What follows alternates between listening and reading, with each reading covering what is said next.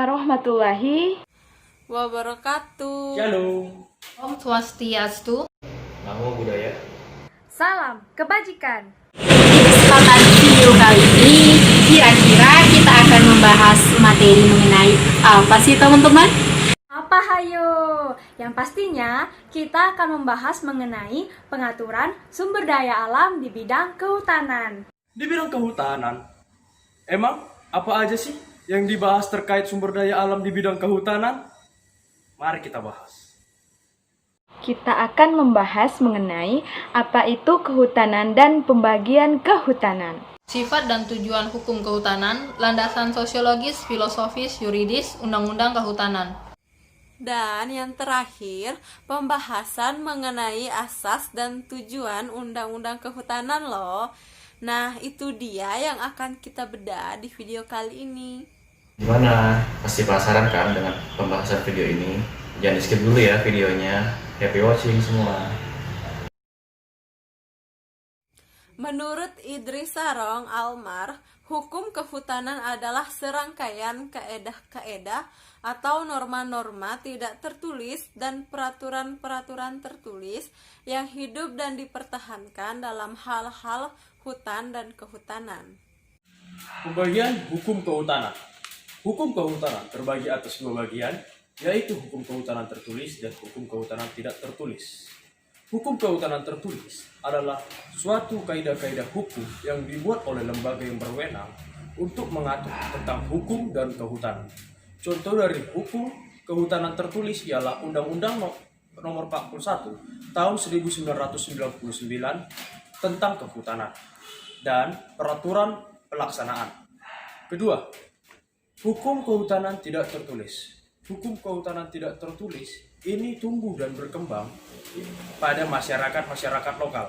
Contohnya adalah hak untuk menebang kayu, hak untuk membuka lahan di hutan, hak untuk mengembalakan ternak, dan hak untuk memungut hasil kehutanan. Sifat dan tujuan hukum kehutanan. Hukum kehutanan mempunyai sifat khusus, yaitu lex specialis karena mengatur mengenai hutan dan kehutanan. Apabila ada peraturan perundang-undangan yang mengatur mengenai hutan dan kehutanan, maka hukum yang digunakan terlebih dahulu yaitu hukum kehutanan. Hukum kehutanan mempunyai tujuan yaitu kemanfaatan, melindungi, serta melestarikan hutan agar bisa dimanfaatkan dengan sebaik-baiknya untuk kesejahteraan masyarakat.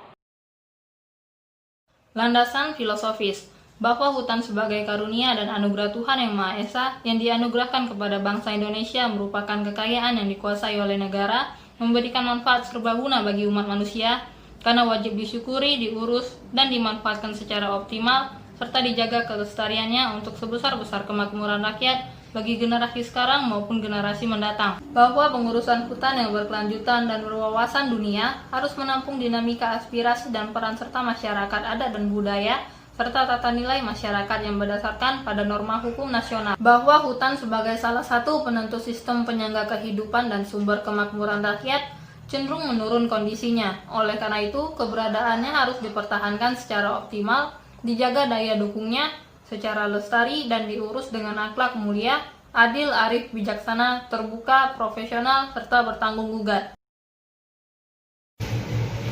Landasan yuridis. Yang pertama, pasal 33 Undang-Undang 1945. Yang kedua, pasal 5 ayat 1, pasal 20 ayat 1, pasal 27 Undang-Undang 1945.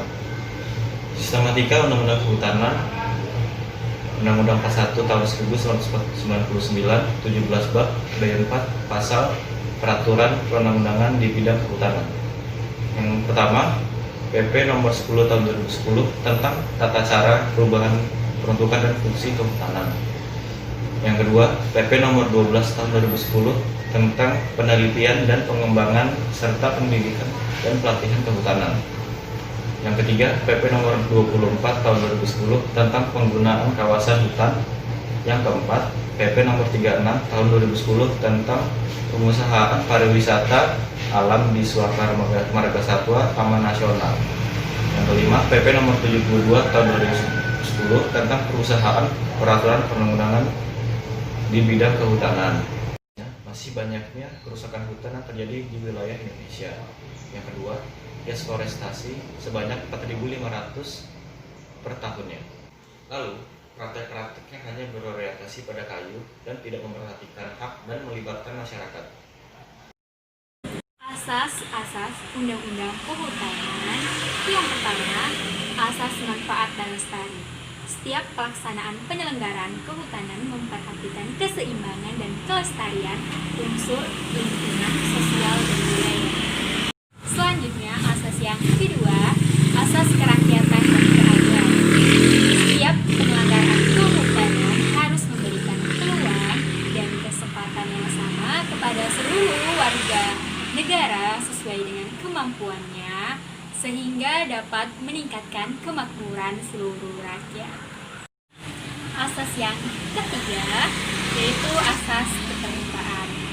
Setiap kegiatan penyelenggaraan kehutanan harus mengikut sertakan masyarakat dan memperhatikan aspirasi masyarakat. Asas yang keempat yaitu asas keterpaduan. Setiap penyelenggaraan kehutanan dilakukan secara terpadu dengan memperhatikan kepentingan nasional sektor lain dan masyarakat setempat. Berdasarkan pasal 3 Undang-Undang Nomor 41 Tahun 1999, tujuan Undang-Undang Kehutanan terdiri dari: yang pertama, menjamin keberadaan hutan dengan luasan yang cukup dan sebaran yang proporsional. Kedua, mengoptimalkan aneka fungsi hutan yang meliputi fungsi konservasi, fungsi lindung, dan fungsi produksi untuk mencapai manfaat lingkungan, sosial, budaya, dan ekonomi yang seimbang dan lestari. Ketiga, meningkatkan daya dukung daerah aliran sungai. Keempat, meningkatkan kemampuan untuk mengembangkan kapasitas dan keberdayaan masyarakat secara partisipatif, berkeadilan, dan berwawasan lingkungan sehingga mampu menciptakan ketahanan sosial dan ekonomi, serta ketahanan terhadap akibat perubahan eksternal. Dan yang kelima, menjamin distribusi manfaat yang berkeadilan dan berkelanjutan.